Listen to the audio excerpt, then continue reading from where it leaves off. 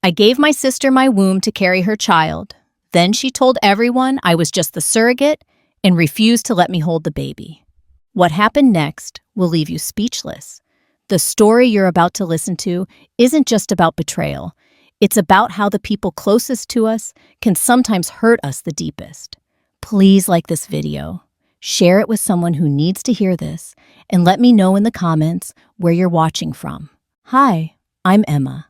I'm 32 years old, and until recently, I thought I knew what love looked like. I thought sacrifice meant something. I thought family meant everything. But sometimes the people you die for are the same ones who'd bury you alive. This is my story. You know that feeling when you wake up and something feels wrong? Not just wrong, empty. Like a piece of you is missing and you can't figure out what it is. That's how I've felt every morning for the past 6 months. Every single morning since I gave birth to a baby, I'm not allowed to hold. Let me start from the beginning, because you need to understand how we got here. You need to understand who my sister really is. Her name is Mia, and she's 28 years old. Beautiful, charming, the kind of person who walks into a room and everyone turns to look. She's always been that way. Even as kids, she was the one with the bright smile and the perfect grades. The one mom and dad bragged about to their friends. I was the other one, the quiet one, the one who cleaned up Mia's messes and made sure she got to school on time, the one who gave her my lunch money when she spent hers on lip gloss, the one who stayed up all night helping her with homework while she was out with friends. And I never minded. That's the thing you have to understand. I never minded because I loved her. She was my baby sister, and taking care of her felt natural. It felt right. When we were 12 and 10, Mom got sick, really sick, cancer. Dad was working 2 jobs trying to pay for treatment, and someone had to take care of Mia. Someone had to make sure she ate dinner and did her homework and had clean clothes for school. That someone was me. I remember standing in our tiny kitchen, trying to figure out how to make mac and cheese from a box. Mia was sitting at the table, crying because she missed Mom. She looked so small, so scared. I walked over and hugged her, and she wrapped her arms around me so tight I could barely breathe. "Don't leave me, Emma," she whispered. "Promise you won't leave me." "I promise," I said. "I'll always take care of you." And I meant it. God help me. I meant every word. Mom got better, but something had changed between us. Mia had gotten used to me being the one who fixed things, and I had gotten used to being needed. When Mia graduated high school, she wanted to go to this expensive private college. Dad said we couldn't afford it. Mom said she should go to community college first. But Mia cried and begged and said her life would be ruined if she couldn't go. So I gave her my college fund, the money I'd been saving since I was 14, working part-time jobs and babysitting, every penny I'd put away for my own future. "You're so good to me, Emma," she said when I handed her the check. "I'll pay you back, I promise." She never did. When Mia was in college, I was working at a grocery store and living in our parents' basement. She would call me crying about some boy who broke her heart or some professor who was mean to her. And I would drop everything to drive 3 hours to comfort her. When she graduated, she got a job at some marketing firm in the city. Good money, nice apartment. She started dating this guy named Jake. Tall, handsome, rich. The kind of guy who wore expensive suits and drove a BMW. I was happy for her. I really was. Even though I was still in that same small town, still working retail, still single because I never had time to date. I was happy because she was happy. Jake proposed after 2 years. Big fancy wedding, 200 guests, everything perfect. I was her maid of honor, of course. I planned the whole thing because Mia was too busy with work to deal with the details. The night before the wedding, we were in her hotel room. She was getting her nails done, and I was steaming her dress. She looked at me in the mirror and smiled. "I don't know what I'd do without you, Emma," she said. "You're the best sister in the world." I felt that familiar warm feeling in my chest. That feeling of being needed, being important. "I love you too," I said. But even then, even in that perfect moment, there was something in her eyes. Something I couldn't quite name. Something that should have warned me. After the wedding, things changed. Mia and Jake moved to this beautiful house in the suburbs. Big yard, white picket fence, the whole thing. They were trying to have kids right away. Mia had always wanted to be a mom. For a while, everything seemed fine. Mia would call me every few weeks, usually when she needed something. Help planning a dinner party. Someone to watch their dog when they went on vacation. Someone to pick up dry cleaning when she was busy. I didn't mind. That's what sisters do, right? But then the calls started getting different. Sadder, more desperate.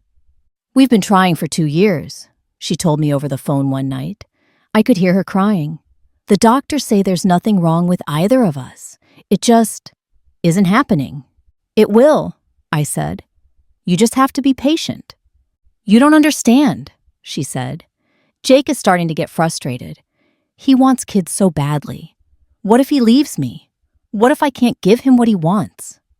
My heart broke for her. This was my little sister, the one I'd promised to always take care of, and she was hurting. "He won't leave you," I said. "He loves you." But I could hear the doubt in her voice, the fear. 3 years of trying, 3 years of negative pregnancy tests and doctor appointments and procedures. 3 years of watching my sister fall apart a little more each month.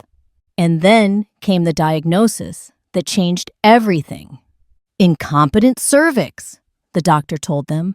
Such a horrible term. It means Mia's body couldn't carry a pregnancy to full term. She could get pregnant, but she couldn't stay pregnant.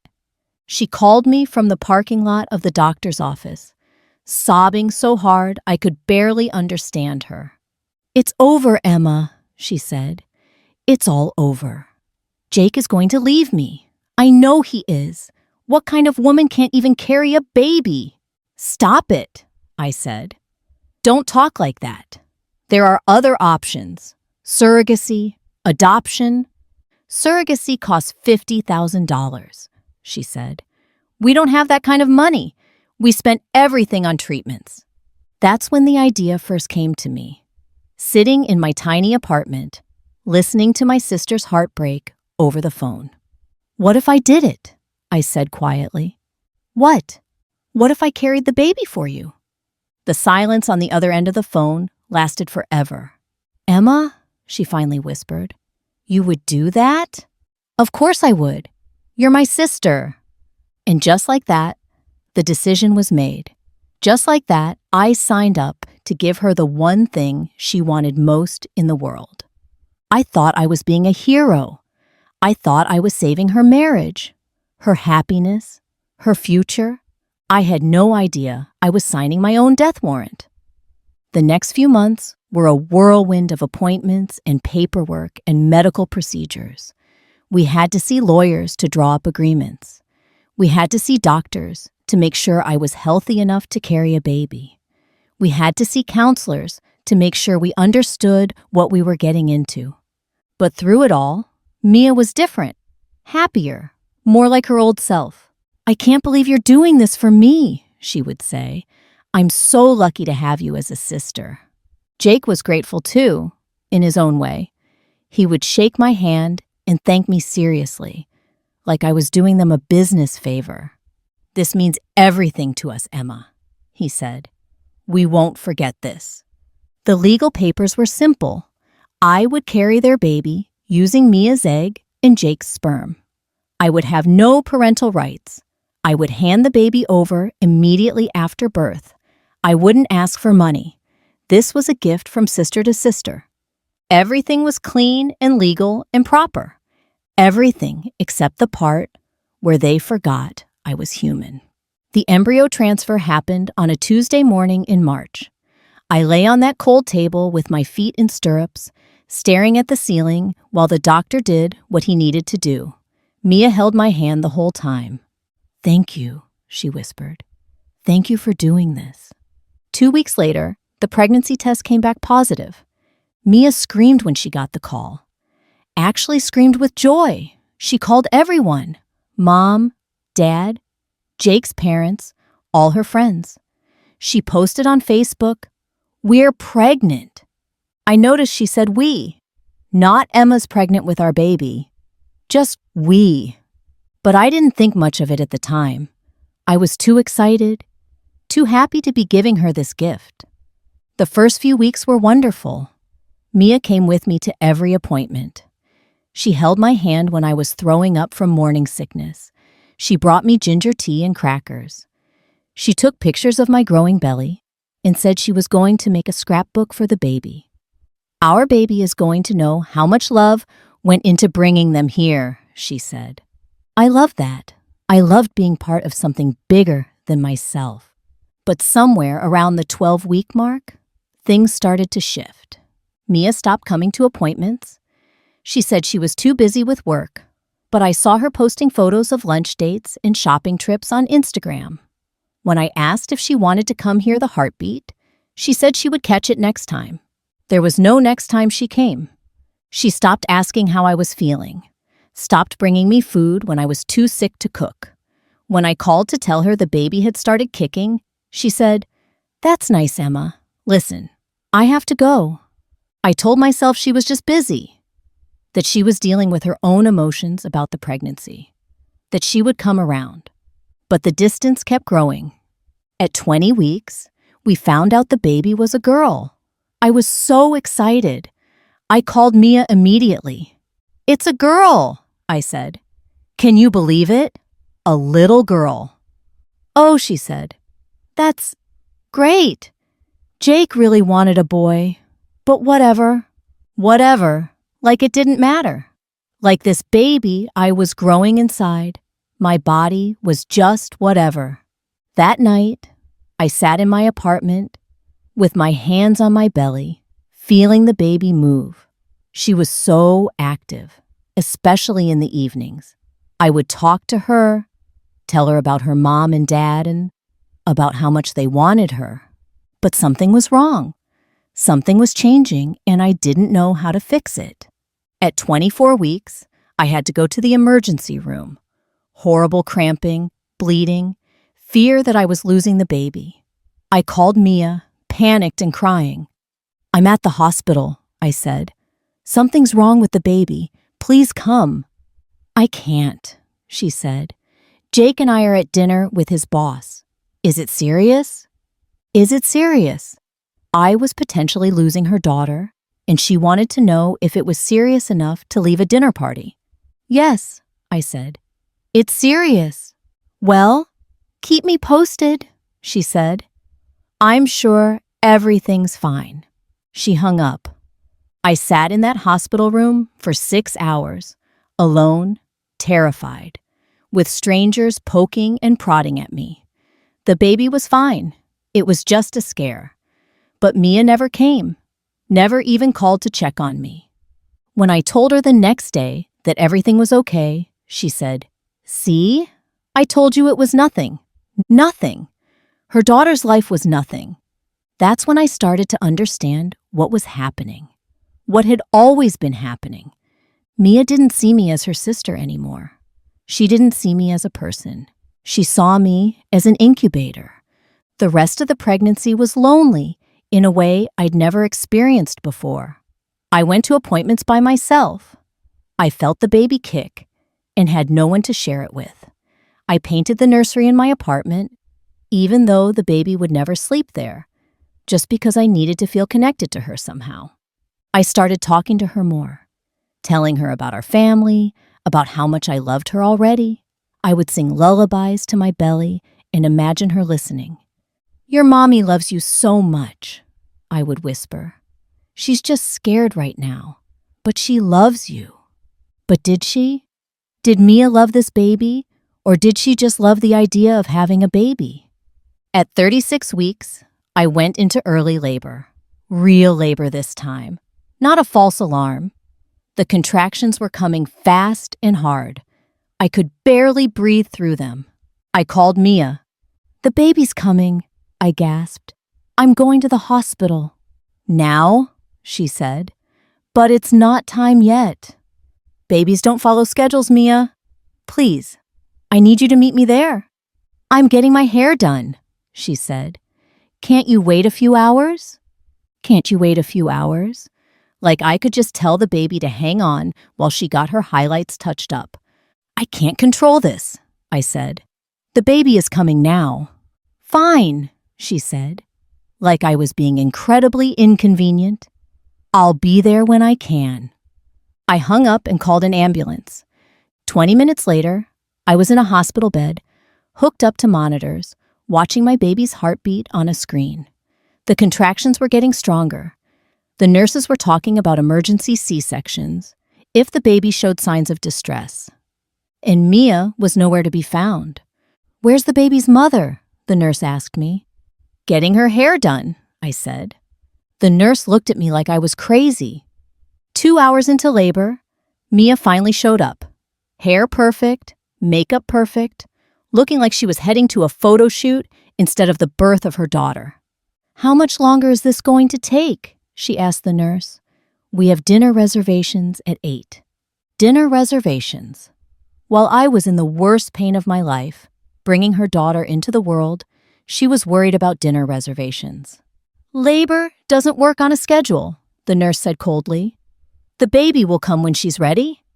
Mia sighed and sat down in the corner, scrolling through her phone. Jake arrived an hour later, straight from work, still in his suit. He looked around the room like he was trying to figure out what he was supposed to do. "How's it going?" he asked me. "It hurts," I said through gritted teeth. "Well, that's what you signed up for," he said with a laugh. "That's what you signed up for." Like I was a paid service instead of his sister-in-law. Like my pain was just part of the transaction. The next few hours were a blur of pain and exhaustion and fear. The baby was in distress. Her heart rate kept dropping. The doctors were talking about emergency surgery. Through it all, Mia sat in the corner, texting. Sometimes she would look up and ask, "How much longer?" Like I was taking too long to deliver her daughter. Finally, at 11:47 p.m., after 18 hours of labor, the baby was born. A perfect, beautiful little girl. 6 pounds, 2 ounces, dark hair like Mia's, blue eyes like Jake's. She was the most beautiful thing I'd ever seen. For one perfect moment, as the doctor placed her on my chest, I felt complete. This little person I'd carried for 9 months, grown inside my body, talked to every night. She was finally here. "She's perfect," I whispered, tears streaming down my face. But before I could even catch my breath, before I could even say hello properly, Mia was there. "Give her to me," she said, reaching for the baby. I gave my sister my womb to carry her child. Then she told everyone I was just the surrogate and refused to let me hold the baby. "Give her to me now," Mia said, her voice sharp. "She's my daughter." The nurse looked confused. "Usually we let the birth mother have a few minutes." "I'm the mother," Mia said firmly. "This is my daughter. Give her to me."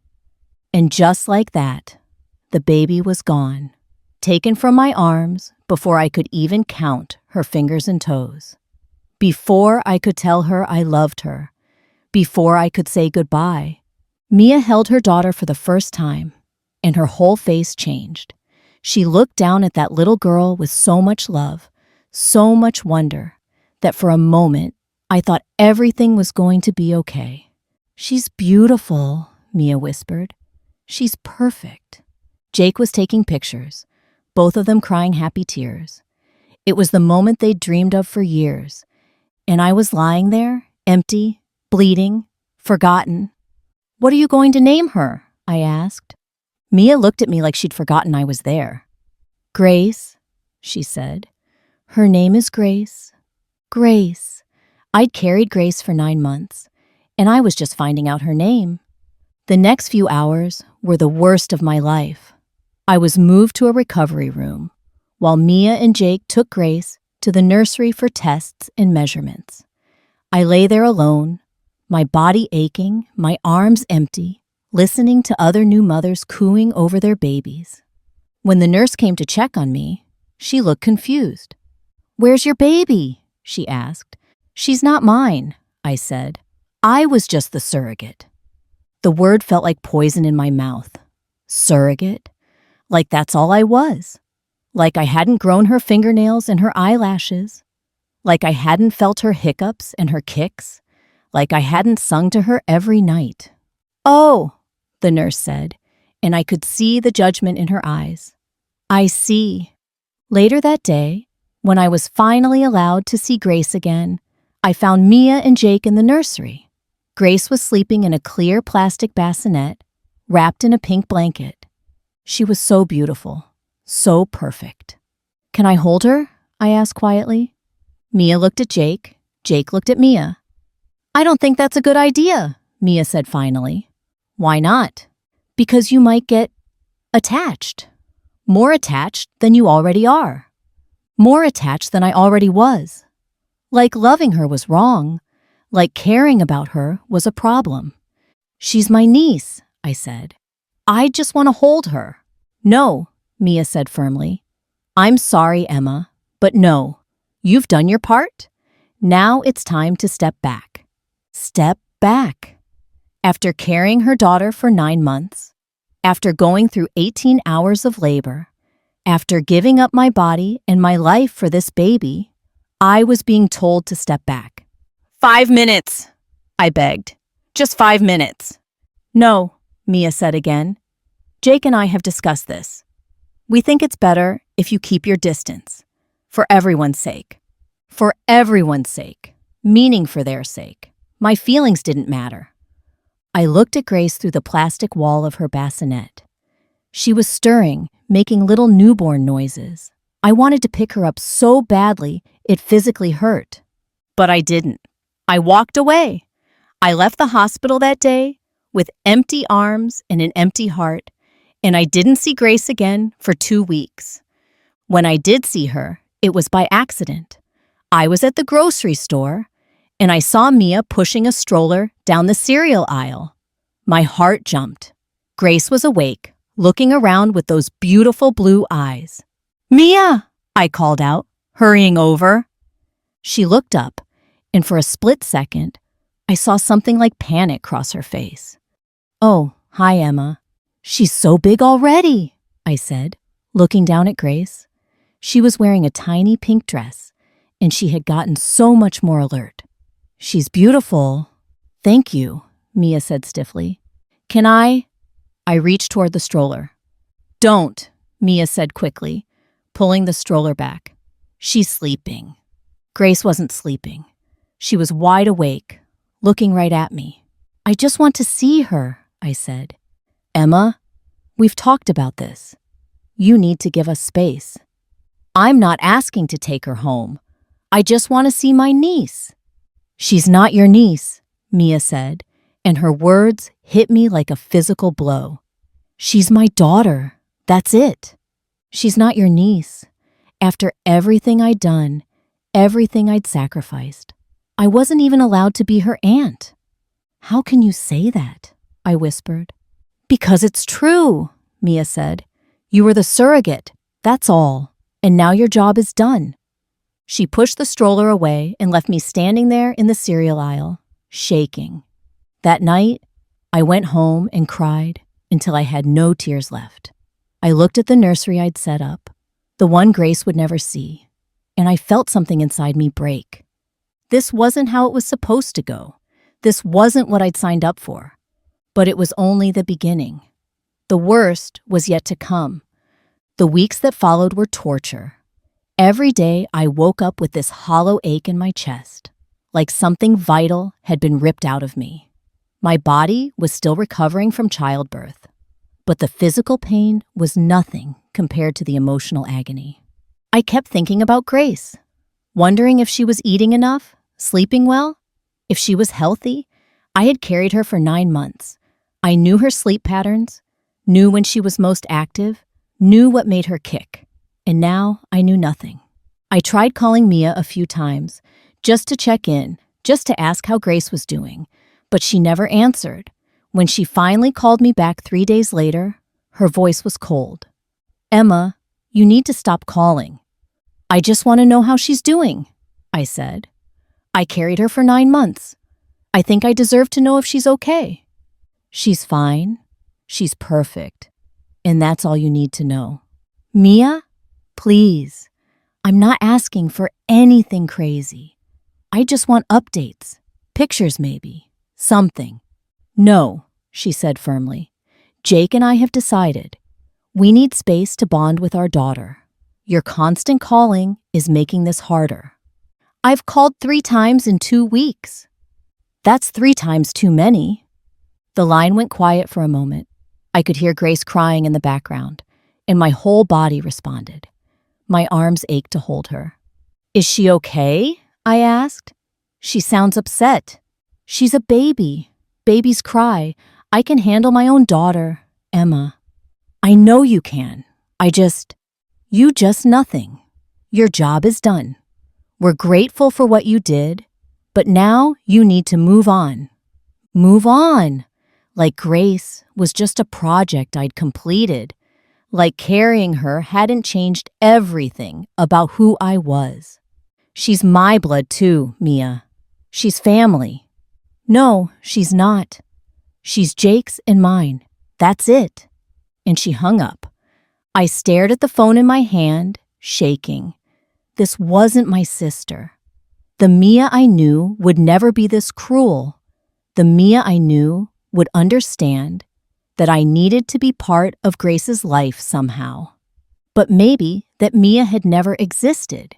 Maybe I'd been fooling myself all these years. 2 weeks later, I was scrolling through Facebook when I saw the post that shattered my world completely. It was a picture of Grace, sleeping in a white crib. She looked so peaceful, so beautiful. But it wasn't the picture that broke me. It was the caption. "Our beautiful daughter Grace is 1 month old today. We're so grateful to the wonderful surrogate who helped make our dreams come true. This selfless woman gave us the greatest gift imaginable, and we'll never forget her kindness. Feeling blessed. The wonderful surrogate. This selfless woman. She didn't even use my name." I scrolled through the comments. Dozens of people congratulating Mia and Jake. People saying how lucky they were to find such a caring surrogate. People talking about me like I was a stranger. "Your surrogate sounds amazing. What a gift. You're so lucky. I hope you stay in touch with her." Stay in touch with her. If only they knew. But the comment that really killed me was from our mom. "Grace is so lucky to have parents who love her so much. And what a blessing that you found someone so generous to help you." Mom was playing along.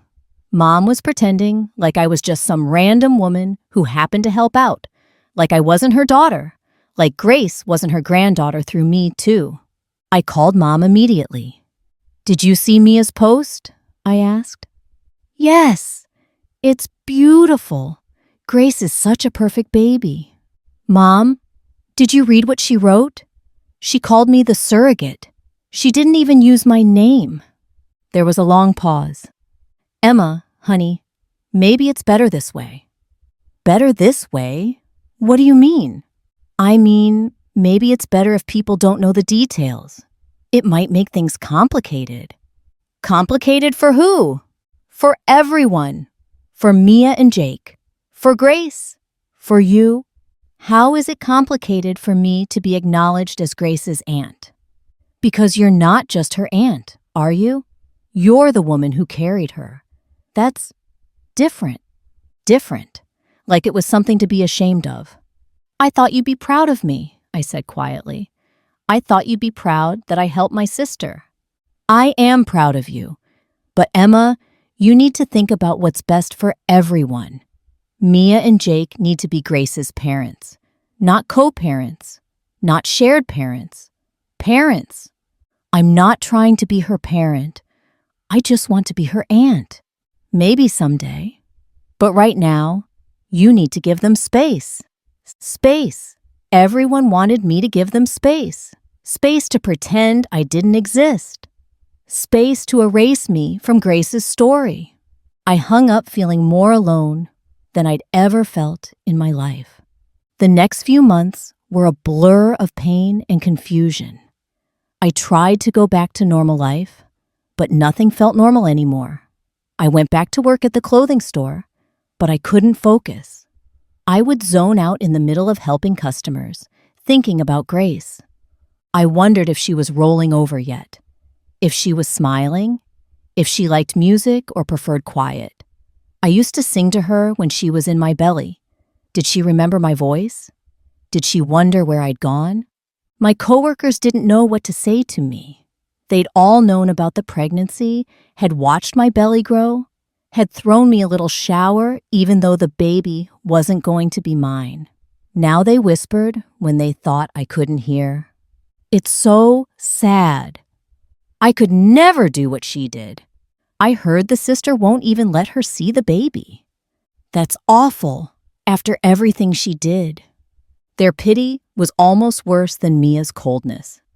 3 months after Grace was born, I ran into Jake at the coffee shop downtown. He was getting coffee, probably on his way to work. He looked tired but happy. "Emma?" he said, seeming genuinely surprised to see me. "Hi." "Hi, Jake. How's Grace?" His face lit up the way new fathers' faces do when you ask about their babies. "She's incredible.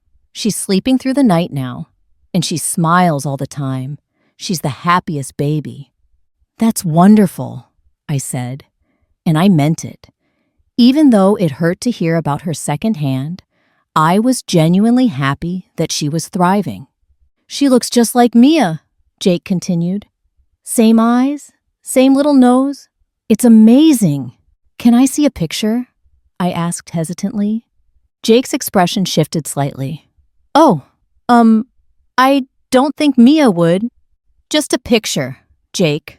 Please?" He looked around the coffee shop like Mia might appear and catch him.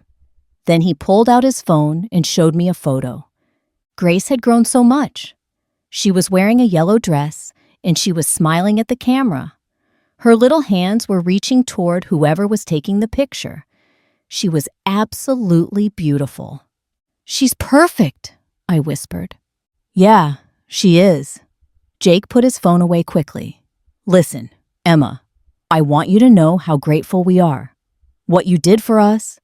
"Then let me see her," I said. "If you're really grateful, let me be part of her life." Jake's face went carefully blank. "Emma, you know we can't do that." "Why not? I'm her aunt. I carried her. I love her." "Because it would be confusing for her and for us. You have to understand. We're her parents. We need to establish that bond without complications." Complications. There was that word again. I'm not trying to complicate anything. I just want to watch her grow up. "Maybe someday," Jake said. The same thing everyone kept saying. "When she's older, when things are more settled." "When she's older, she won't even know who I am." Jake didn't have an answer for that. He mumbled something about being late for work and hurried out of the coffee shop, leaving me standing there with my cold coffee and my broken heart.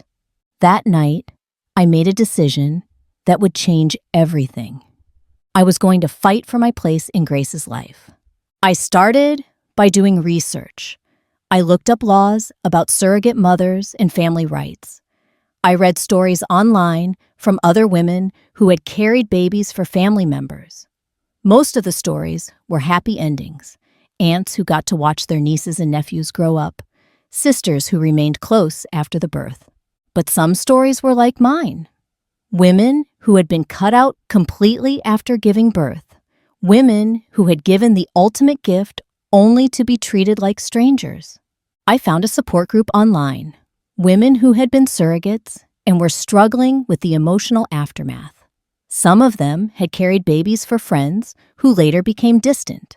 Others had carried for relatives who decided that clean breaks were better. "It's the hardest thing in the world," wrote a woman named Sarah. "I carried my sister's twins, and now she acts like I'm a threat to her family. Like loving those babies makes me dangerous. The worst part is that nobody understands," wrote another woman named Lisa. "People think we should just be happy we helped. They don't understand that carrying a baby changes you, that you can't just turn off the love." Reading their stories made me feel less crazy. I wasn't being dramatic or selfish. What I was feeling was normal. But it also made me realize how alone I really was. Most of the women in the group had signed formal contracts with agencies. They had legal protections, counseling requirements, clear boundaries. I had nothing but a few informal papers, and the assumption that family would treat family with love and respect. I had been so naive. 4 months after Grace was born, I decided to try a different approach. Instead of calling Mia directly, I would go through Mom. "Mom, I need you to talk to Mia for me." "Emma, we've discussed this." "No, you've told me to give them space. But it's been 4 months. How much space do they need?" "As much as they need." "That's not an answer, Mom. Grace is your granddaughter. Don't you want to know her?" "Of course I do. And I see her every week." "Every week?" Mom was seeing Grace every week, and I hadn't seen her once since the grocery store. "Every week?" "Mia brings her over for Sunday dinner. She's growing so fast. She's almost sitting up on her own." The casual way Mom said it, like it was no big deal that she got weekly visits while I got nothing, made my chest tight with rage. "And you never thought to mention this to me?" "Emma, you never thought that maybe I'd want to see her too? That maybe I'd want to know how she's doing?" "Mia asked me not to talk to you about Grace. She said it would make things harder for everyone." "Harder for everyone or harder for Mia? Does it matter?" "Yes, it matters. She's my niece. She's Mia's daughter first. She's both. She can be both." "No, Emma, she can't. Not if Mia doesn't want her to be." And there it was, the truth. Mia held all the power, and she was using it to erase me completely. "So that's it?" I said. "Mia decides I don't get to be Grace's aunt, and you just go along with it?" "I'm trying to keep the peace." "What about keeping me? What about your other daughter?" Mom was quiet for a long time. "Emma, honey, I love you, but Grace is an innocent baby. She needs stability. She needs parents who aren't fighting over her." "Nobody's fighting over her. I just want to love her. And that's the problem. You love her too much." "Too much. I loved my niece too much. How can someone love a baby too much?" "When that love interferes with her parents' ability to parent." "How does me seeing her once in a while interfere with anything?" "Because you're not just her aunt, Emma. You carried her. You have a connection to her that's different from a normal aunt, and that makes Mia uncomfortable. So Mia's comfort is more important than my heart? Mia is Grace's mother, and I'm the woman who grew her from a cluster of cells. I'm the woman who felt her first kick. I'm the woman who went through 18 hours of labor to bring her into this world. And Mia is grateful for that. But your job is done now. My job. Like that's all it had been to me. I hung up on my mother for the first time in my life. That evening, I sat in Grace's nursery, the one I'd set up in my apartment that she would never see. I looked at the crib I'd assembled, the mobile I'd hung, the books I'd bought to read to her. Everything was pink and yellow and white.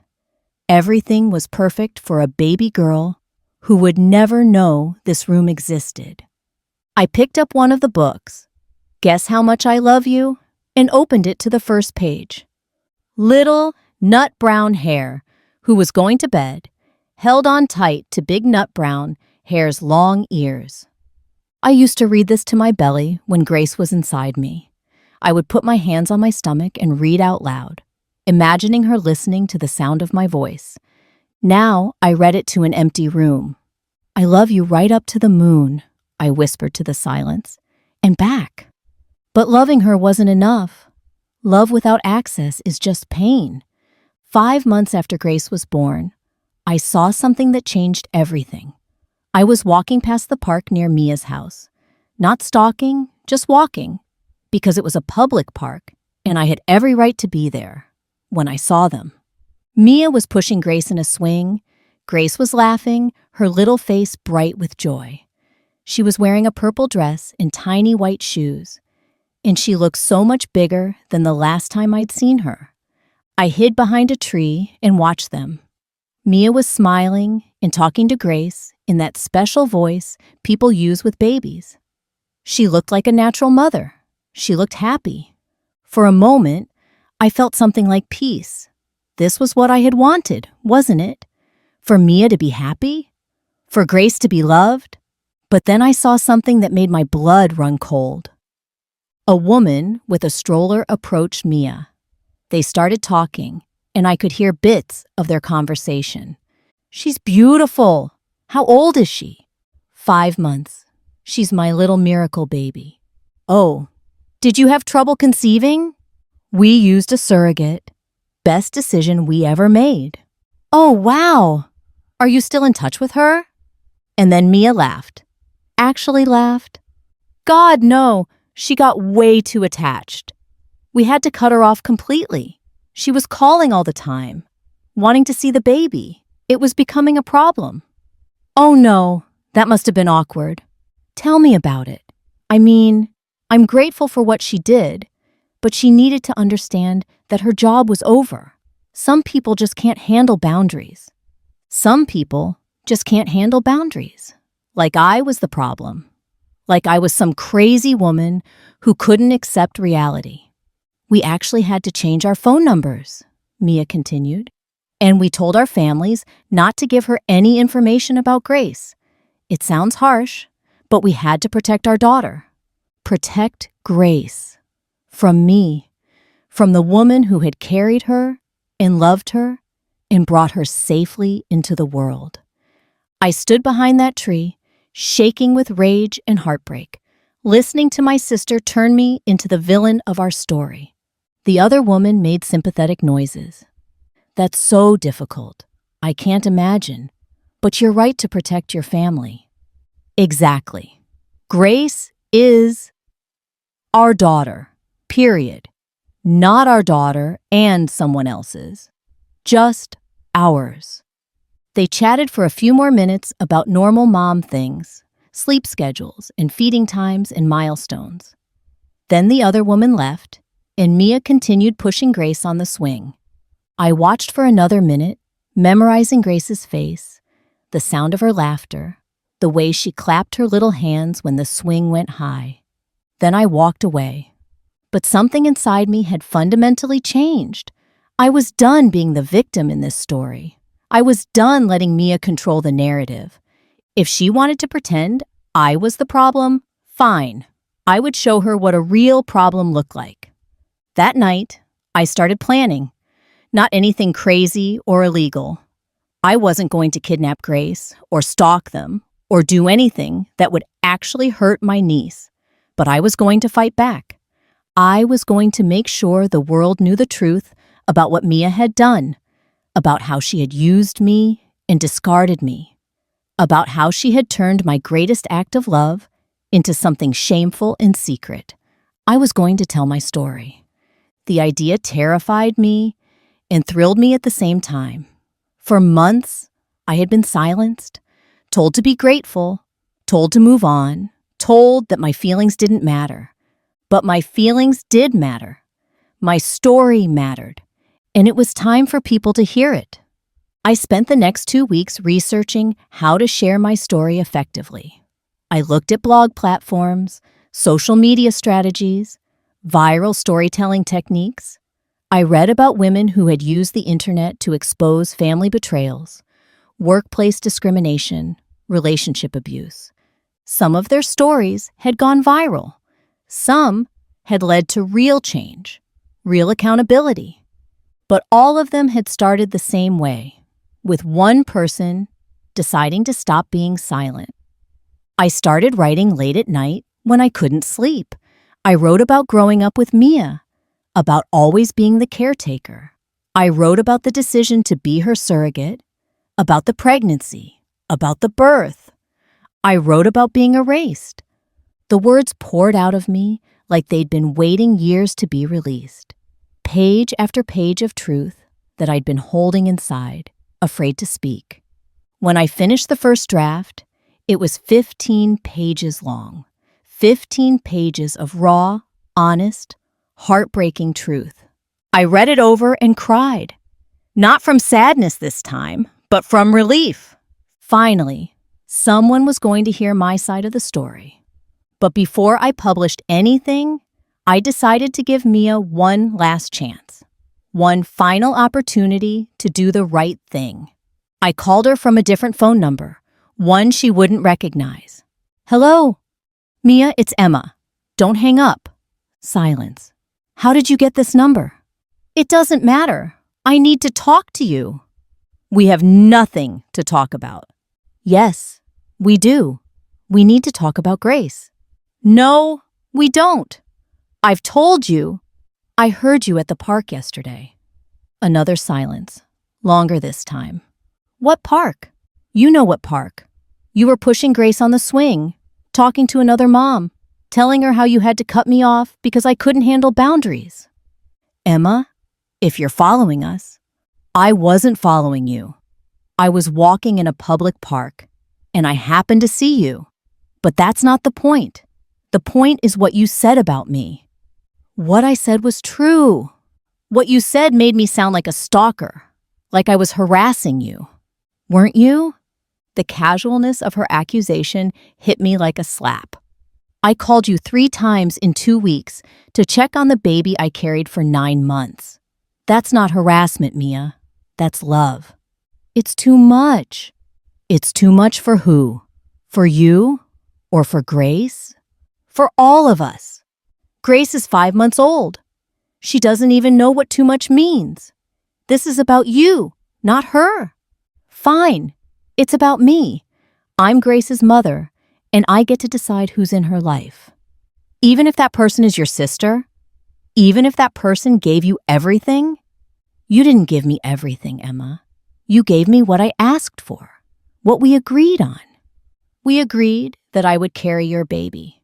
We never agreed that I would disappear afterward. Maybe we should have been more specific. More specific. Like our relationship was a business contract instead of a family bond. Mia, I'm going to ask you one more time. Please let me be part of Grace's life.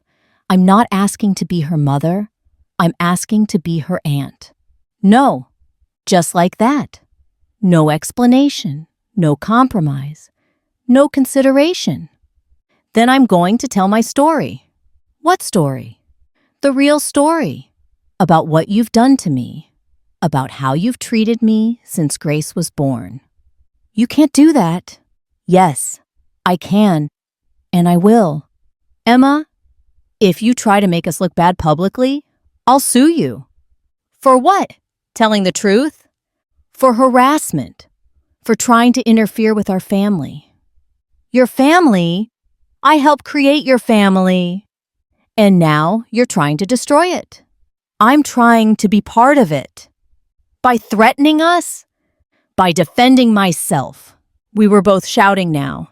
In the background, I could hear Grace starting to cry. Look what you've done, Mia said. You've upset her. I've upset her? I'm not even in the same room as her. Your energy, Emma. Your anger. She can feel it. She can feel it through the phone. She can feel it because she knows. Babies know when there's conflict. Then end the conflict. Let me see her. Never. The finality in her voice was like a door slamming shut. Fine, I said. Then everyone's going to know what kind of person you really are. Emma, don't! I hung up. My hands were shaking, but my mind was clear. I had given her every opportunity to make this right. I had begged, pleaded, reasoned, compromised. Now it was time for the world to hear what she had done. I spent the rest of the night polishing my story. I added details, clarified timelines, made sure every fact was accurate. I wasn't going to give Mia any ammunition to discredit me. By morning, it was ready. I titled it, "I Gave My Sister My Womb to Carry Her Child." Then she told everyone I was just the surrogate and refused to let me hold the baby. I read it one more time, my finger hovering over the publish button. Once I pressed it, there would be no going back. My family would never be the same. Mia would never forgive me. I might never see Grace again. But maybe I was never going to see Grace anyway. Maybe this was my only chance to make sure my story was heard. My only chance to fight back. I thought about Grace, laughing on that swing, not knowing that the woman who had grown her was being erased from her history. I thought about all the other women who might be going through something similar. Women who needed to know they weren't crazy for loving the babies they carried. I thought about myself at 18, giving Mia my college fund because I loved her. I thought about myself at 25, driving 3 hours to comfort her after breakups. I thought about myself at 30, offering my womb because she was heartbroken. I had spent my entire life putting Mia first, making sure she was happy, she was safe, she was loved. When was someone going to put me first? When was someone going to make sure I was okay? If not now, when? If not me, who? I pressed publish. The story went live at 6:47 a.m. on a Tuesday morning. Within an hour, it had 100 views. By lunch, it had 1,000. By dinner, it had 10,000. The comments started pouring in almost immediately. "This broke my heart. I'm so sorry this happened to you. Your sister sounds like a narcissist. You deserve so much better. I can't believe someone could be this cruel to their own family. This is why I would never be a surrogate for family. Too much emotion involved. You are incredibly brave for sharing this. Thank you." But not all the comments were supportive. Comment from someone who might know about Mia. "There are two sides to every story. Maybe she was being inappropriate with the baby." I noticed it was posted only minutes after the story went live. Too quickly for someone to have read the whole thing and form that opinion naturally. What if I just made the biggest mistake of my life? Within 6 hours of publishing my story, my phone started ringing. The first call was from my mom. "Emma, what have you done?" Her voice was shaking with anger and disbelief. In the background, I could hear Dad talking in urgent, hushed tones. "I told the truth, Mom." "You told your version of the truth. And now it's all over the internet. People are sharing it everywhere." "Good. Maybe people should know what really happened." "Emma, you've humiliated your sister. You've humiliated our entire family." "I humiliated myself? What about what Mia did to me?" "Mia is trying to protect her daughter." "From what? From love? From family? From confusion? Emma, don't you see? Grace needs clear boundaries. She needs to know who her parents are without what? Without knowing that her aunt exists?" "You're not just her aunt," Mom's voice cracked. "You carried her. You gave birth to her. That's not normal aunt behavior. So that makes me dangerous." "It makes you complicated." There was that word again. Complicated. Like love was something to be ashamed of. "Mom, whose side are you on?" "I'm on Grace's side. I'm on the side of what's best for an innocent baby. And what's best for me doesn't matter. You're an adult, Emma. You made this choice. Now you have to live with the consequences." The consequences of loving my niece? The consequences of not respecting boundaries. I hung up. My own mother was against me. My own mother thought I was the problem. The second call came an hour later. Jake, Emma, you need to take that post down. Now. No. People are calling Mia horrible names. They're saying she's a narcissist, that she used you. This isn't fair. What's not fair is what you both did to me. We didn't do anything to you. We asked for space, and you couldn't give it to us. I asked to see my niece occasionally, and you treated me like a criminal. Because you were getting too attached. You were acting like Grace was your baby. She was inside my body for 9 months, Jake. I felt her grow from nothing into a person. Of course I'm attached. But she's not yours. I never said she was. I just wanted to be part of her life. Well, now you've made sure that will never happen. The line went quiet for a moment. In the background, I could hear Grace making baby noises, and my heart clenched. Is she okay? I asked quietly. She's fine, but Mia isn't. Mia is devastated. She's been crying all day. She can't understand how her own sister could betray her like this. Betray her? I had betrayed her by telling the truth. Jake, I gave Mia everything. My college fund, my time, my body, my heart. And she threw me away like garbage. Who really betrayed who? You're being dramatic. Am I? When's the last time you let me see Grace? Silence. When's the last time you even sent me a picture? More silence. When's the last time anyone in this family treated me like I mattered? Emma? Answer me, Jake. When? It's not that simple. It is that simple. You all decided I didn't matter anymore. So I decided to matter to myself. I hung up on him too. The third call was from a number I didn't recognize. Is this Emma Martin? Yes. Hi, Emma. This is Jessica Chen from the Daily Tribune. I'm a reporter, and I was wondering if you'd be willing to do an interview about your story. It's gone viral, and people are really responding to it. A reporter. My story had gotten the attention of actual journalists. I don't know. I understand this is probably overwhelming, but your story is important. There are a lot of women who've been through similar situations, and they need to know they're not alone. What kind of interview? Just a phone conversation, maybe 30 minutes. I'd like to get more details about what happened and maybe talk about what you hope will come from sharing your story. I thought about it. Part of me wanted to hide, to delete the post and pretend none of this had happened. But a bigger part of me wanted to keep fighting. Okay, I said. I'll do it. The interview was scheduled for the next day. That night, I couldn't sleep. I kept refreshing the comments on my story, watching the numbers climb. 20,000 views, 50,000 views, 100,000 views. The comments were a mix of support and criticism. This woman is a hero for speaking out. I went through something similar with my sister-in-law. Family surrogacy is so complicated. The sister sounds like a monster. How can you treat family like that?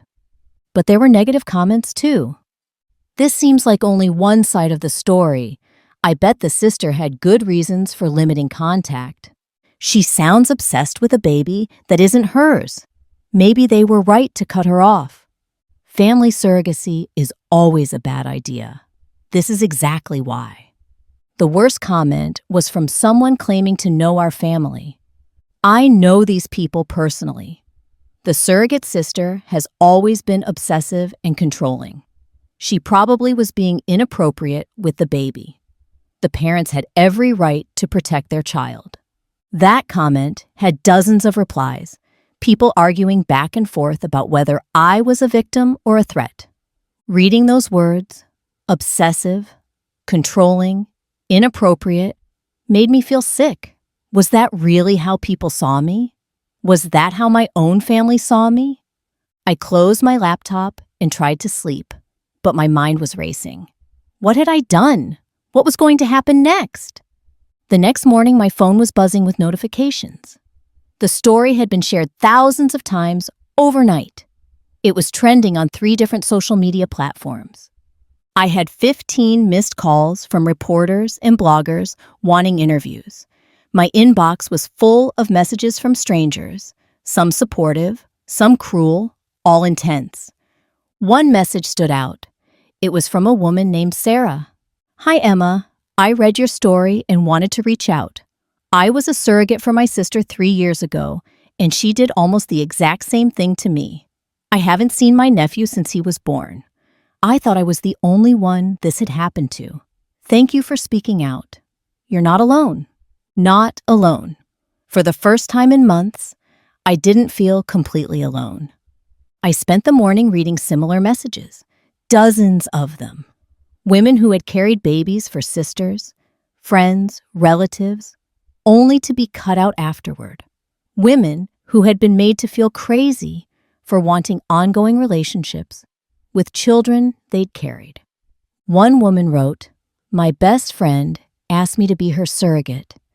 After I gave birth to twins, she said I was too involved and cut off all contact. That was 5 years ago. I still think about those babies every day." Another, "I carried my brother's baby because his wife couldn't. They moved across the country after the birth and changed their phone numbers. My own brother won't speak to me anymore."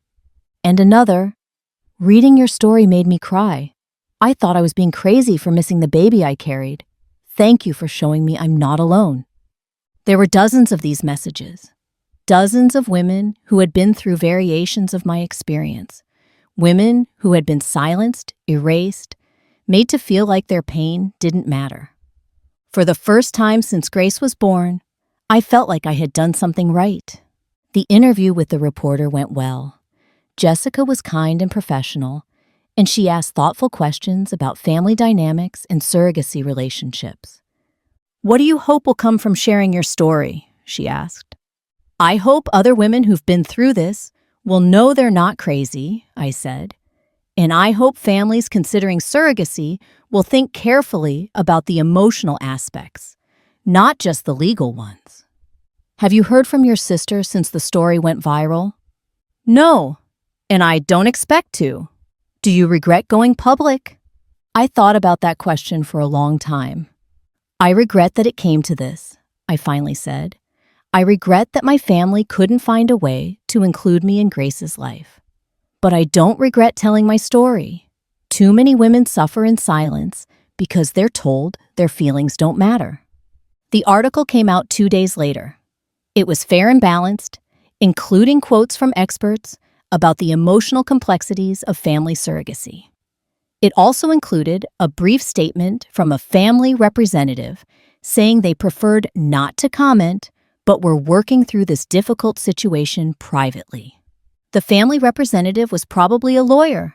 Mia was lawyering up. That afternoon, I got a call from a blocked number. "Emma, this is attorney David Richardson. I represent Mia and Jake Thompson. We need to talk." "About what?" "About your recent public statements regarding my clients. Some of the things you've written could be considered defamatory." "Everything I wrote is true. Truth is a defense against defamation. Yes, but the emotional distress you're causing my clients and their infant daughter could still result in legal action." "I haven't done anything illegal." "Publishing private family matters and causing public harassment could be considered intentional infliction of emotional distress." "What harassment?" "My clients have received hundreds of negative messages and phone calls as a result of your post. Strangers are calling them terrible parents. Someone left a nasty note on their car. This has to stop." My heart sank. I never wanted strangers to harass Mia. I just wanted my story to be heard. I never told anyone to contact them. "But your post directly led to this harassment. My clients are prepared to seek a restraining order and pursue damages unless you immediately remove all posts and issue a public apology." "An apology for what?" "For violating their privacy and causing emotional distress during a vulnerable time in their lives." "What about my emotional distress? What about 9 months of pregnancy and 18 hours of labor, followed by being completely cut out of Grace's life. That was your choice. You chose to be a surrogate. You chose to help your sister. No one forced you. I chose to help my sister, not to be erased from my niece's life. You have no legal rights to that child. I have family rights, human rights. Actually, you don't. Legally, you have no relationship to that child. You were a gestational carrier, nothing more. Nothing more. That phrase hit me like a physical blow. I'm her biological aunt. The law doesn't recognize biological aunt status for surrogate carriers. In the eyes of the law, you're a stranger to that child. A stranger. After carrying Grace for 9 months, I was legally a stranger to her. What exactly are you asking me to do? Remove all posts about my clients and their daughter. Issue a public apology for any harm your statements may have caused. And agree to have no further contact with the family. And if I don't, then we'll pursue all available legal remedies. Restraining orders, defamation suits, harassment charges. My clients are prepared to protect their family by any means necessary. This is their family too. Grace is my niece. No, she isn't. Not legally, not anymore. He hung up. I sat in my apartment shaking. They were going to sue me. They were going to try to destroy me legally for telling the truth about what they had done. But I wasn't going to back down. Not now. Not when I finally had a voice. That evening, I got an unexpected call. My dad. Emma, sweetheart, we need to talk. Dad's voice was gentler than Mom's had been, but I could hear the strain in it. Hi, Dad. I read your story and the article in the newspaper. And I think I owe you an apology. I wasn't expecting that. What do you mean? I think your mother and we've been so focused on supporting Mia through her struggles that we forgot you were struggling too. Dad, you gave up so much for that girl. Your college money, your time, your body, and we just expected you to be okay with being shut out afterward. Are you saying you think I was right to go public? I'm saying I think we should have fought harder for you to be part of Grace's life. We should have told Mia that family takes care of family. It's too late now. She's getting lawyers involved. I know. She called us today. Said you're causing her emotional distress and she might have to sue you. Are you going to support her? There was a long pause. Emma, you're my daughter too. And what she's doing to you isn't right. Thank you, I whispered, and I started crying. Finally, someone in my family was on my side. But Emma, I need you to think carefully about what you do next. This could get ugly, really ugly. It's already ugly, Dad. It could get worse. Are you prepared for that? I don't know, but I can't take it back now. And I don't think I want to. Then your mother and I will support you, whatever happens. Even if it means choosing between me and Mia, we're not choosing between our daughters. We're choosing what's right. After I hung up with Dad, I felt stronger than I had in months. I wasn't completely alone. I had support. But I also knew that things were about to get much worse before they got better. The next morning, I woke up to find that someone had shared my story in a massive Facebook group for mothers. It had been shared 10,000 times overnight. The comments were in the thousands. Most were supportive, but some were vicious. This woman is clearly mentally unstable. The sister was right to protect her child. She sounds like a baby snatcher. Thank God they cut her off. This is why you should never do surrogacy with family. Too much drama. But others were defending me fiercely. This is heartbreaking. How can you treat family like this? I would never speak to my sister again if she did this to me. The parents sound like they used her and threw her away. Then I saw something that made my blood run cold. Someone had posted our address. Not just mine, Mia and Jake's too. If anyone wants to let these people know what we think about how they treated the surrogate, here's where they live. I immediately tried to report the comment, but the damage was already done. Dozens of people had seen it and commented. Someone should check on that baby. Parents like that don't deserve children. I live near there. Might take a drive-by. Time for some justice. This was exactly what I hadn't wanted. I never wanted people to harass Mia or threaten Grace's safety. I quickly posted an update to my original story. I want to be very clear. I shared my story to raise awareness about family surrogacy issues, not to encourage anyone to harass or threaten my sister and her family. Please do not contact them or visit their home. They are good parents who love their daughter. Our disagreement is personal and should remain between us. But it was too late. The mob mentality had taken over. That afternoon, I got another call from the lawyer. Ms. Martin, my client's home was vandalized last night. Someone threw eggs at their windows and left threatening notes. This has to stop. I posted an update telling people not to contact them. Your update came too late. The damage is done. My clients are filing for a restraining order this afternoon. I never wanted this to happen, but you caused it to happen. My clients have a right to live peacefully in their home without fear of harassment from strangers. I agree. I'll post another update. No more updates. No more posts. My clients want you to completely remove your story and issue a formal apology.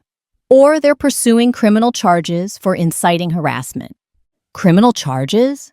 Inciting others to commit crimes is itself a crime, Ms. Martin, and your post directly led to criminal vandalism of their property. I felt sick. I had never wanted anyone to hurt Mia or threaten Grace. I just wanted my story to be heard. What kind of apology do they want? A complete retraction, admitting that you were wrong to violate their privacy and that they were right to limit your contact with their daughter. But that's not true. It's what they require for this to end peacefully. And if I don't, then we'll see you in court.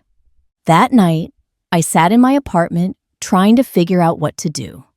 My story had spiraled out of control. People were threatening my family. Strangers were taking sides in a conflict they didn't fully understand. I had wanted to give voice to women like me, but instead, I had created a circus. Maybe I should apologize. Maybe I should take down the post. Maybe this had all been a terrible mistake. But then I got a message that changed everything. Emma, my name is Dr. Patricia Williams. I'm a researcher studying surrogate relationships and family dynamics.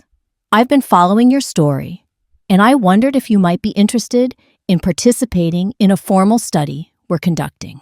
Your experience could help us develop better guidelines for family surrogacy arrangements. A researcher, someone who might be able to use my experience to help other families avoid this pain. I wrote back immediately. Yes, I'm very interested. How can I help? Her response came within an hour. We're documenting cases where family surrogacy relationships have broken down. Your story is unfortunately not unique. We've interviewed dozens of women who've had similar experiences. The data we're collecting could lead to policy changes and better legal protections for surrogate carriers. Dozens of women. I really wasn't alone. What would participation involve? A series of interviews about your experience, psychological evaluations to document the emotional impact, and possibly testimony before a legislative committee that's considering surrogacy reform. Legislative testimony, the chance to turn my pain into actual change. I'll do it? Excellent. But I should warn you, participating in this study might make your situation with your family more contentious. Some families don't want their private matters studied publicly. My family situation can't get much worse. It can always get worse, Emma. Are you sure you're prepared for that? I thought about Grace, growing up not knowing I existed. I thought about all the other women who might go through what I'd been through. I thought about the possibility that sharing my pain might prevent other families from experiencing this kind of heartbreak. Yes, I said, I'm sure. But even as I typed those words, I wondered if I was making another terrible mistake. Would this research study give meaning to my suffering, or would it just create more problems for everyone involved? The first interview with Dr. Williams took place a week later in her office at the university. It was a small, comfortable room with soft lighting and tissues strategically placed on every surface. Clearly, she was used to people crying during these sessions. Tell me about your decision to become a surrogate for your sister, she said, her pen poised over a legal pad. For the next 2 hours, I told her everything. The childhood dynamics, the college fund, the years of supporting Mia, the pregnancy, the birth, the aftermath. Dr. Williams took careful notes and asked thoughtful questions. How would you describe your relationship with your sister before the surrogacy? Codependent, I said without hesitation. I was always the caretaker. She was always the one who needed saving. And did you think carrying her baby would strengthen your relationship? I thought it would be the ultimate expression of love. I thought it would bond us forever. Instead, it seems to have destroyed your relationship entirely. Yes. Do you regret your decision to be her surrogate? I thought about that question for a long time. I regret how it ended, but I don't regret helping to create Grace. She's beautiful and perfect, and she deserves to exist. Even though you can't have a relationship with her, even though... Dr. Williams put down her pen and looked at me directly. Emma, what you're describing is a form of disenfranchised grief. You're mourning the loss of a relationship that society doesn't recognize as legitimate.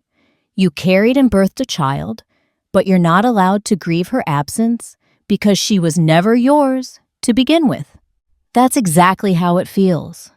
The women in our study report similar experiences.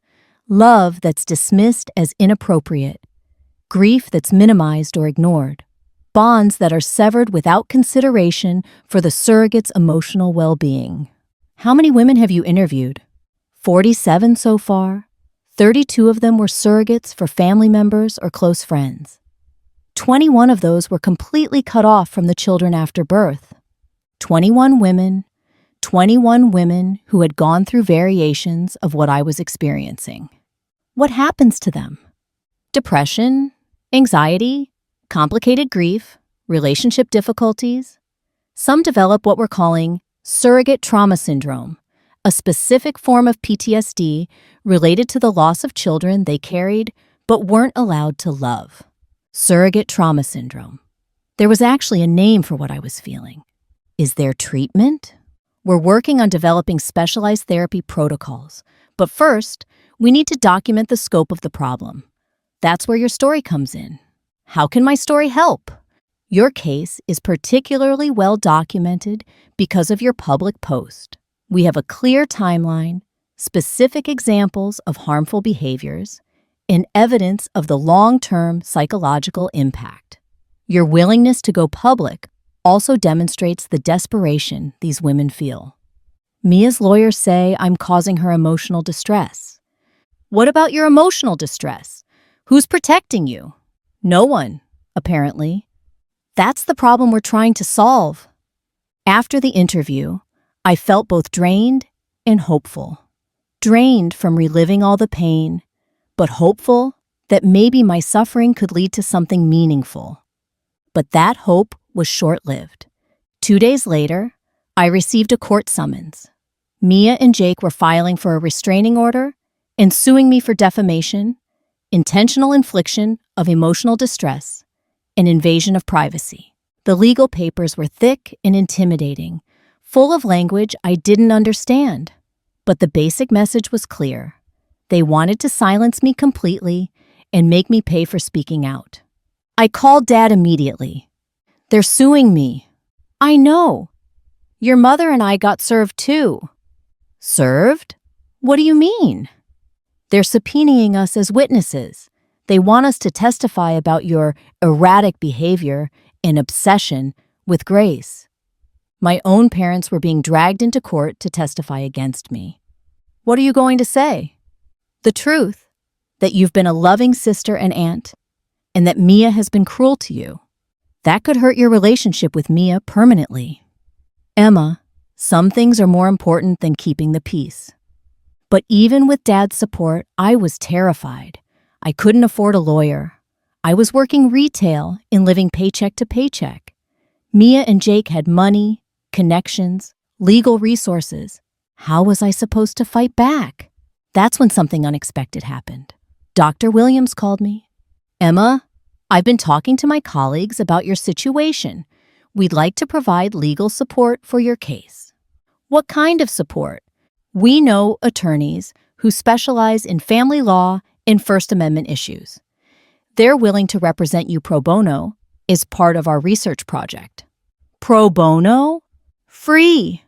They believe your case could set important precedents for surrogate rights and free speech. I almost cried with relief. I wouldn't have to face Mia's lawyers alone. The attorney Dr. Williams connected me with was named Sarah Chen. She was young, sharp, and immediately understood what was at stake. This isn't just about your family situation, she told me during our first meeting. This is about whether surrogates have the right to tell their own stories. What do you mean?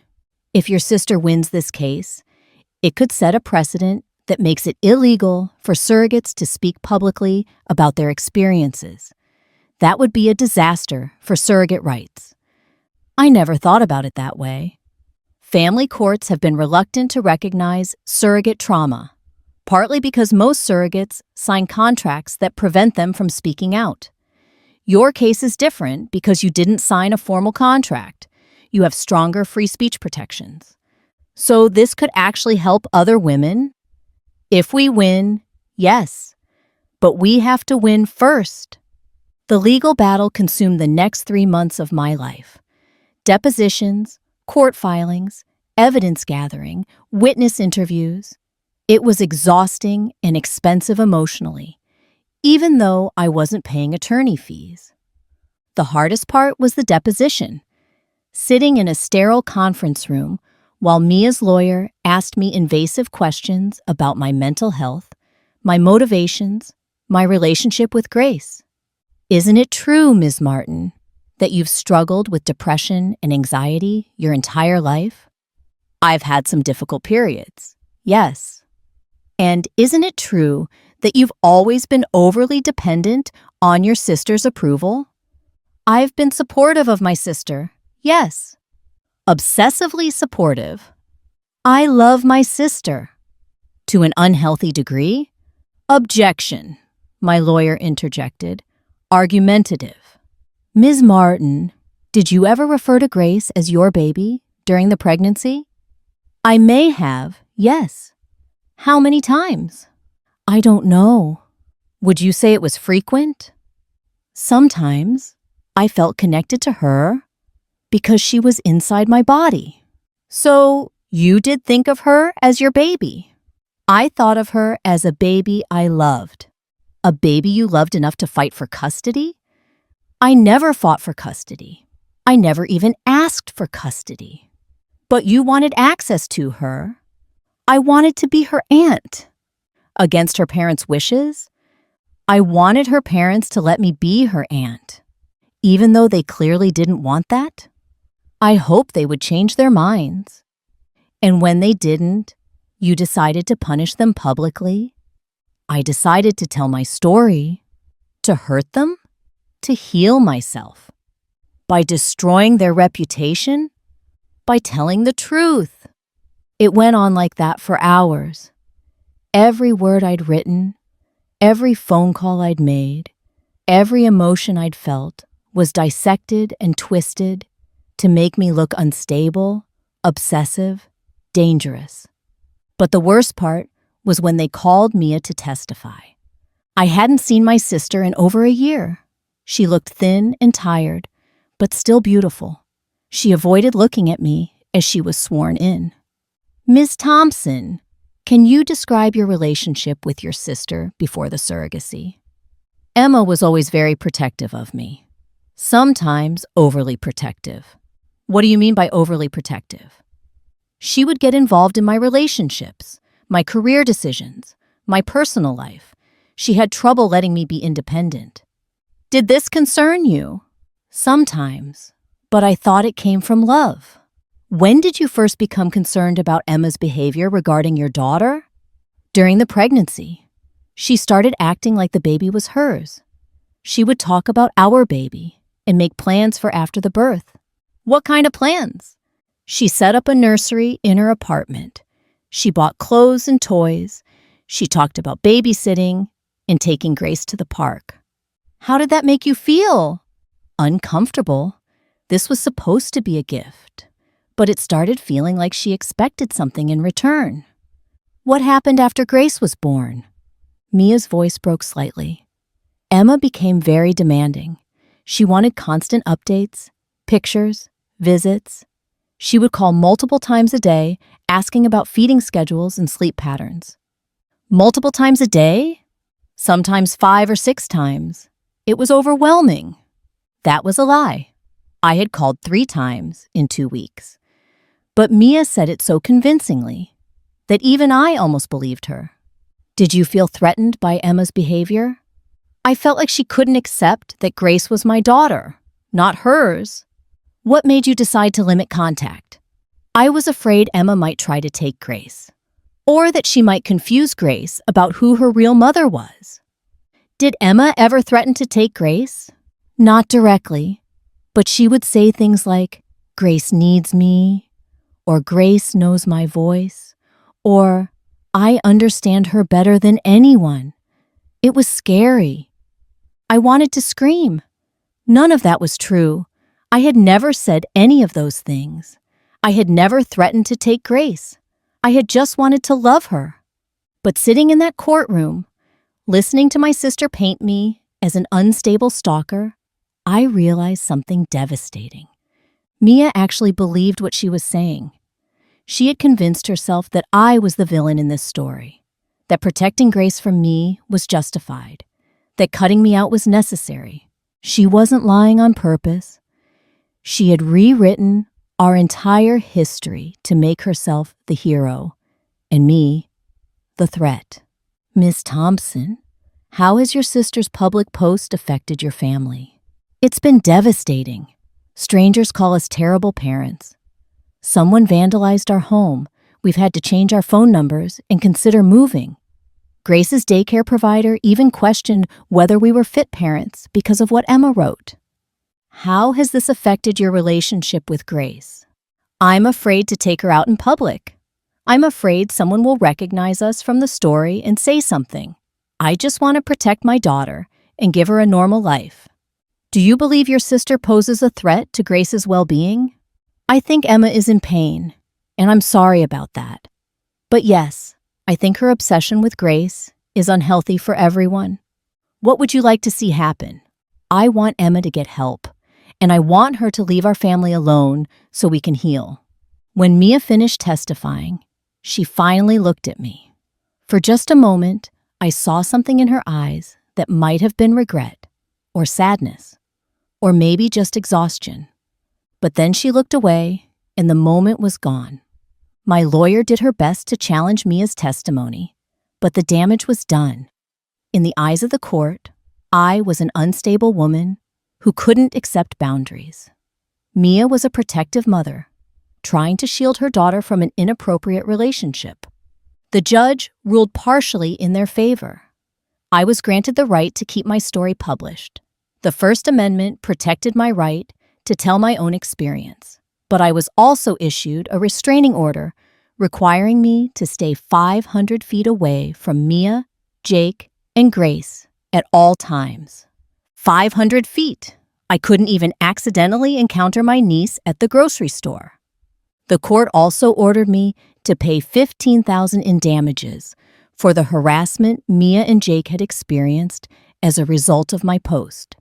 $15,000 I didn't have for telling the truth about my own life. I walked out of that courtroom feeling completely defeated. I had won the right to speak, but I had lost any chance of ever having a relationship with Grace. Sarah, my lawyer, tried to be encouraging. I don't know, but I can't take it back now, and I don't think I want to. But I still can't see Grace. No, but other surrogates will be able to tell their stories without fear of being silenced. That's something, I guess. It's more than something.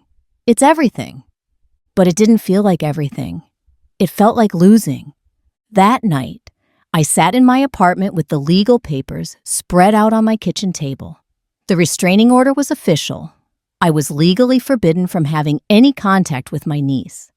I picked up my phone and almost called Mia, almost begged her one more time to reconsider, almost apologized for everything if it meant I could see Grace again. But I didn't. Instead, I called Dr. Williams. How did it go? I can keep my story up, but I can never see Grace again. I'm sorry, Emma. Is it worth it? Helping with your research, I mean. Does any of this matter? It matters more than you know. The data we're collecting is already influencing policy discussions.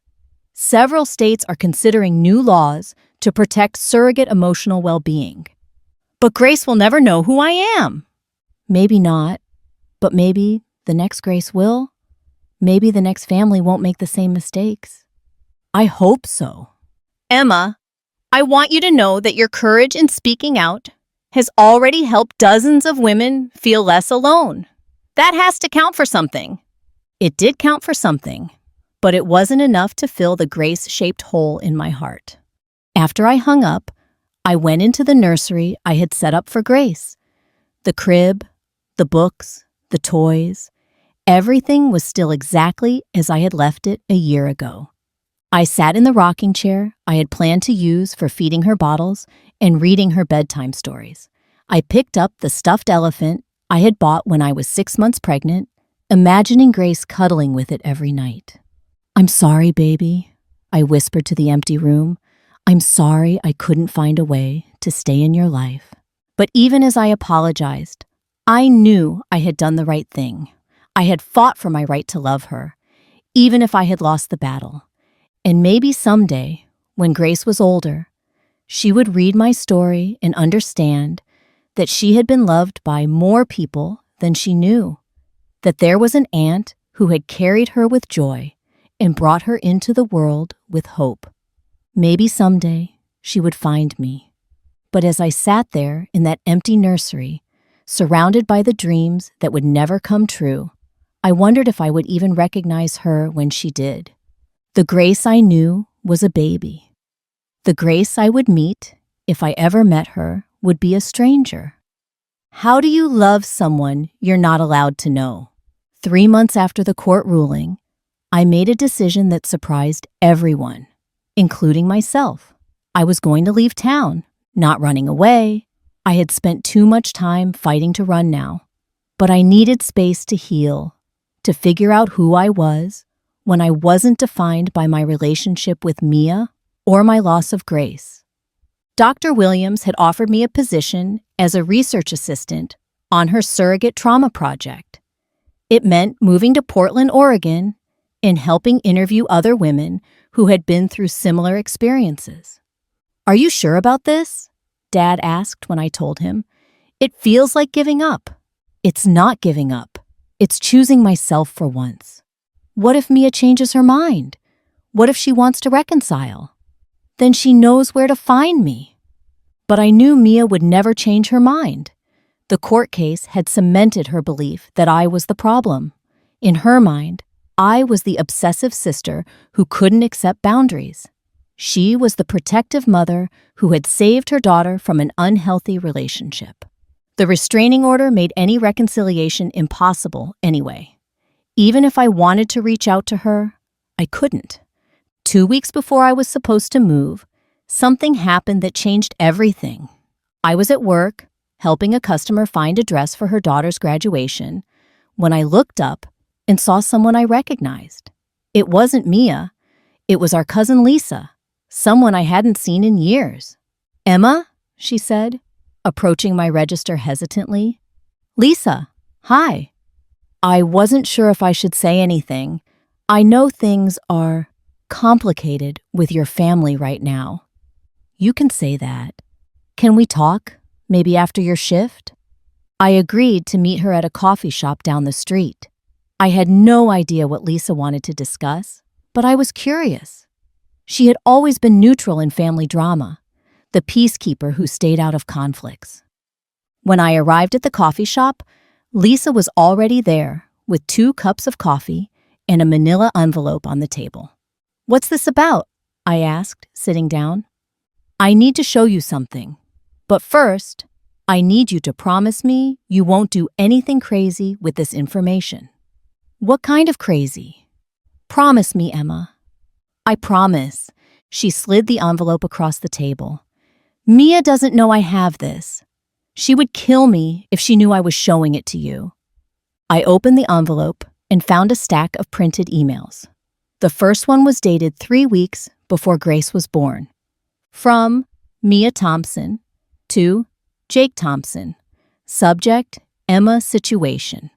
"Jake, I've been thinking about what we discussed, and I think you're right. We need to cut Emma off completely after the baby is born.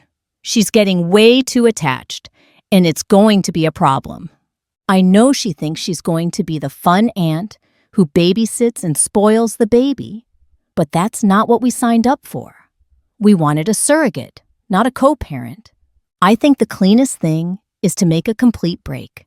No visits, no phone calls, no updates. Let her grieve for a few months and then move on with her life. I know it sounds harsh, but it's better for everyone, especially the baby. Kids need clear boundaries about who their parents are." "Love you, Mia." I stared at the email, reading it over and over. They had planned to cut me off before Grace was even born. While I was still carrying her, still talking to her every night, still believing I would be part of her life. The second email was even worse. From Jake Thompson to Mia Thompson. Subject, Emma situation. "You're absolutely right. Emma has always been clingy and dramatic. Remember how she was when you got engaged? She acted like you were abandoning her. I think she's using this pregnancy to try to lock herself into our lives permanently. Like she thinks carrying our baby gives her some kind of claim on our family. We need to be firm about boundaries from day one. Maybe we should even limit her hospital visits so she doesn't get too attached during labor. The sooner we establish that she's just the surrogate, the better. Jake, just the surrogate. While I was growing their daughter inside my body, sacrificing my comfort and health for 9 months, they were planning to treat me like a hired stranger. The third email was dated 2 days after Grace was born. From Mia Thompson to Jake Thompson. Subject, Emma being difficult. "Jake, Emma called 3 times today asking about the baby. She wants to check in and see how Grace is doing. I told her Grace is fine, and she doesn't need to worry about it anymore. I think we need to start being more direct. She's not getting the hint that her job is done. Maybe we should have our lawyer send a letter about maintaining appropriate boundaries. I don't want this to drag on for months. Also, my mom suggested that we not post any pictures of Grace on social media for a while, so Emma doesn't see them and get more attached. What do you think?" Mia. They had consulted a lawyer about cutting me off just 2 days after Grace was born. While I was still bleeding, still emotionally raw from 18 hours of labor, they were planning my exile. The fourth email was the one that broke my heart completely. From Mia Thompson to Jake Thompson.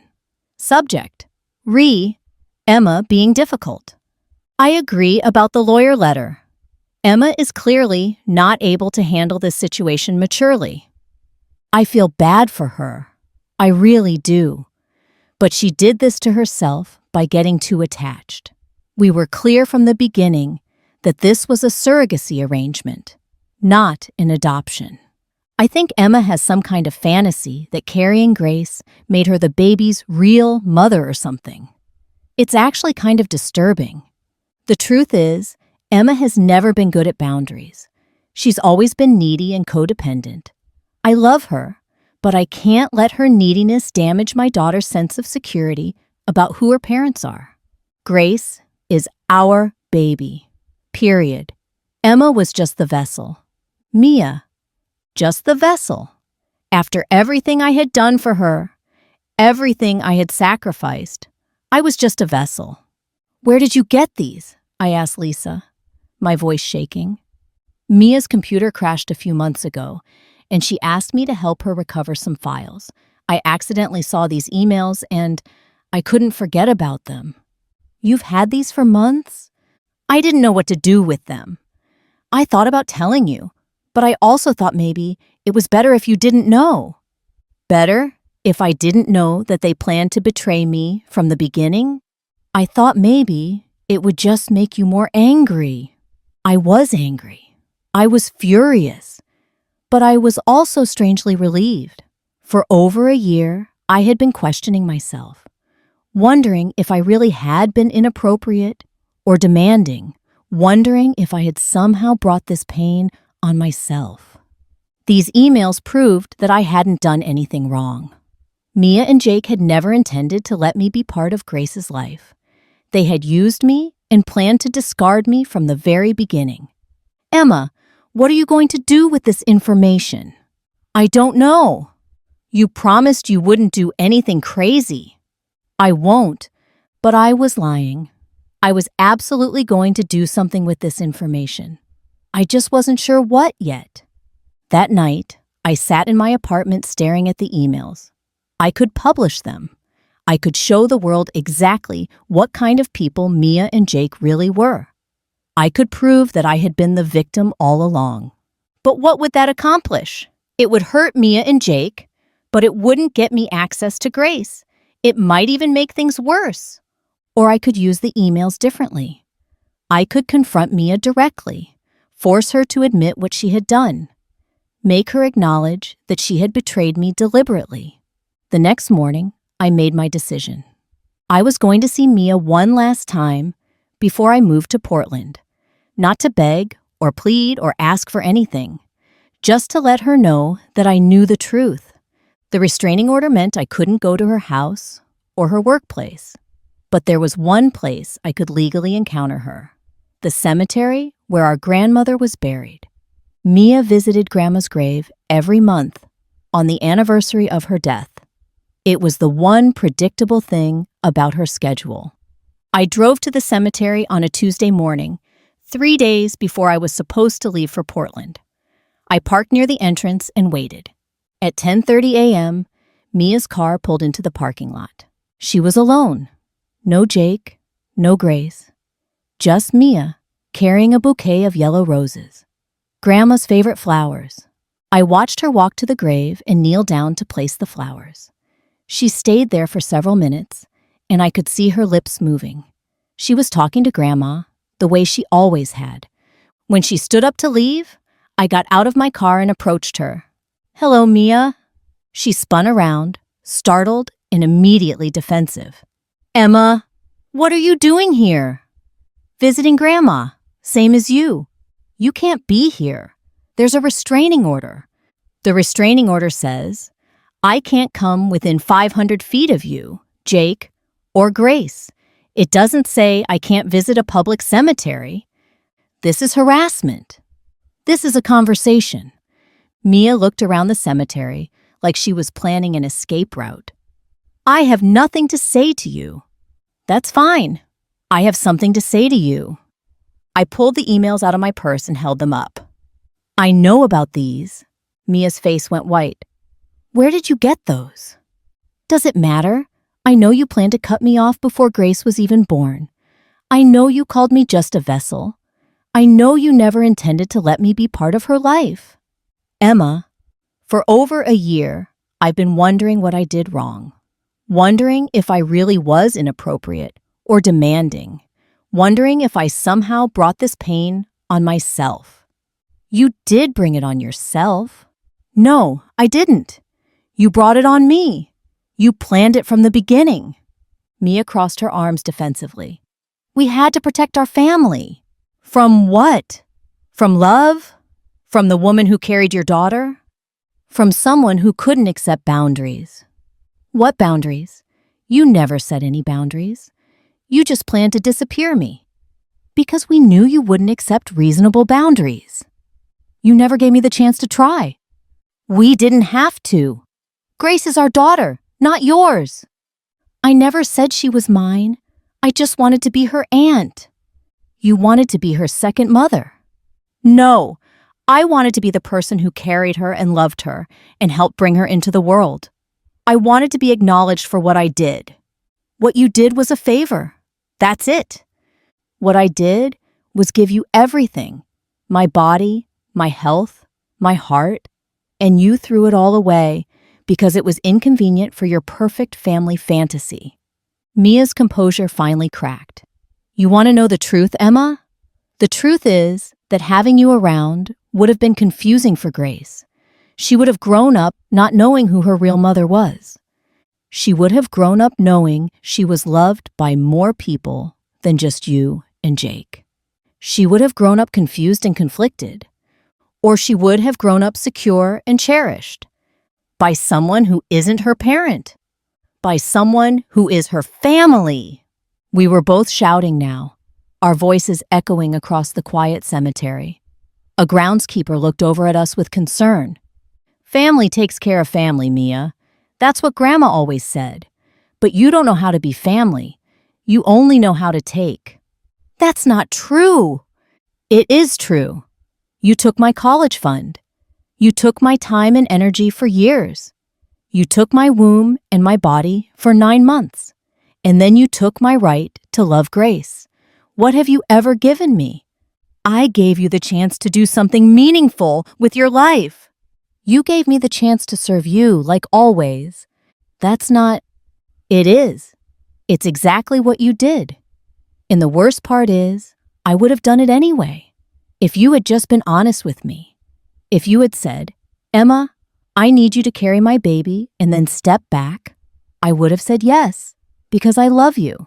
Then why didn't you step back? Because you lied to me. Because you let me believe I would be part of Grace's life. Because you let me bond with her for 9 months and then acted like that bond meant nothing. It doesn't mean anything. You were just the surrogate. I was your sister. You were both. And you chose to see me as only one. The anger drained out of me suddenly, leaving me feeling empty and exhausted. I'm moving to Portland next week, I said quietly. Mia looked surprised.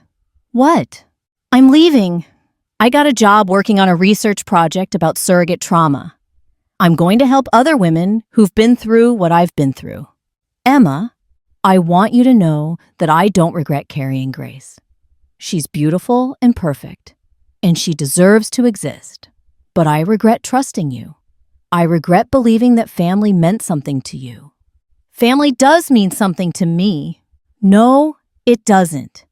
If it did, you would have found a way to include me in Grace's life instead of planning to erase me. I turned to walk away, but Mia called after me. Emma, wait. I stopped, but didn't turn around. I'm sorry, she said, and her voice was thick with tears. I'm sorry it happened this way. No, you're not. You're sorry I found out about the emails. You're sorry I fought back. But you're not sorry about what you did to me. That's not true. Yes, it is. If you were really sorry, you would have done something to fix it a long time ago. I couldn't. The restraining order? You asked for the restraining order. I was protecting my family. You were protecting yourself. From guilt, from accountability, from having to admit that you treated me horribly. I finally turned around to face her one last time. Someday Grace is going to ask about her birth. She's going to ask who carried her and why. and you're going to have to decide whether to tell her the truth or keep lying. What would you want me to tell her? I'd want you to tell her that her Aunt Emma loved her so much that she carried her for 9 months and brought her safely into the world. And that even though Aunt Emma couldn't be part of her life, she never stopped loving her. Emma, but you won't tell her that. You'll probably tell her it was some stranger who helped you out, because that's easier for you. I started walking toward my car again. Will you ever forgive me? Mia called out. I stopped and thought about her question. Would I ever forgive her? I don't know, I said honestly, but I'm not going to let what you did define the rest of my life. I drove away from that cemetery, knowing it was probably the last time I would ever see my sister. Part of me felt sad about that. Part of me felt relieved. But mostly, I felt free. 3 days later, I loaded everything I owned into a moving truck and drove to Portland. I left behind the town where I'd grown up, the family that had rejected me, and the dreams that would never come true. But I also left behind the pain that had been consuming me for over a year. The research position with Dr. Williams was exactly what I needed. I spent my days interviewing women who had been through experiences similar to mine. I listened to their stories, documented their trauma, and helped develop resources for other surrogates. The work was emotionally difficult, but it was also healing. For the first time in my life, I was using my pain to help other people. I was turning my worst experience into something meaningful. 6 months after moving to Portland, I got a package in the mail with no return address. Inside was a single photograph of a little girl with dark hair and blue eyes, sitting in a garden and laughing at something off camera.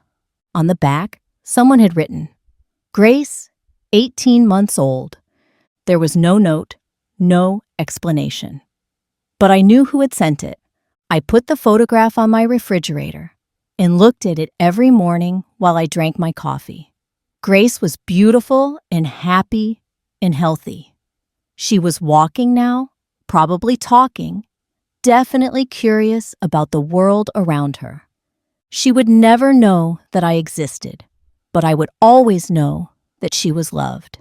A year later, I got another photograph.